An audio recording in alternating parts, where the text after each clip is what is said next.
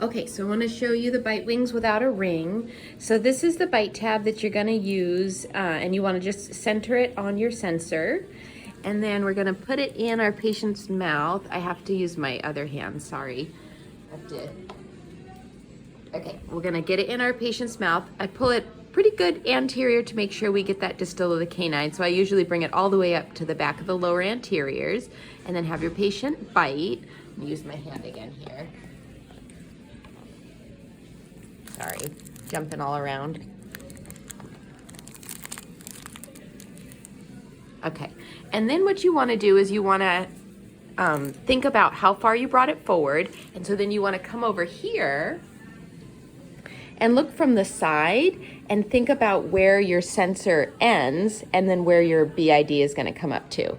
So you're going to just eyeball it, and I can see the edge of the sensor there, and so I want it to line up with the BID.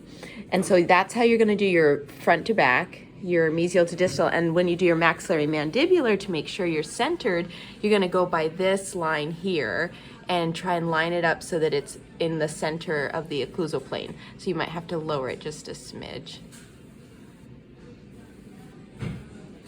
to make sure that this line is coming into the center of the occlusal plane. And then when you're taking your premolar shots, very oftentimes the BID is actually kind of directed a little bit more posterior. So then you might have to make a few adjustments, like go a little bit more angled this way and then bring it forward so that you're not cutting off. Because if you angle it this way without bringing it forward, then you might cone cut. So you might be a little bit more posterior just to get through the premolars, and then make sure that you're centered here so that you're not cutting off maxillary or mandibular.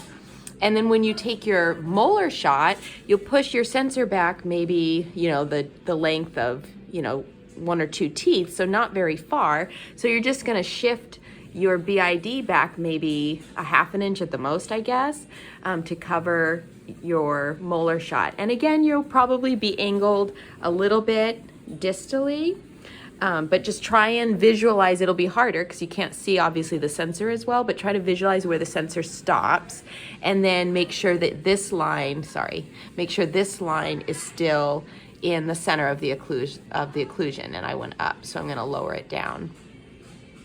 And so that's the key, is when you do your anterior, you can see it, so you usually can make sure you're far enough forward, and then just think about in real life, how far did you push your sensor back? So just adjust your cone just that little amount, and then check your this line to make sure that you're centered from top to bottom.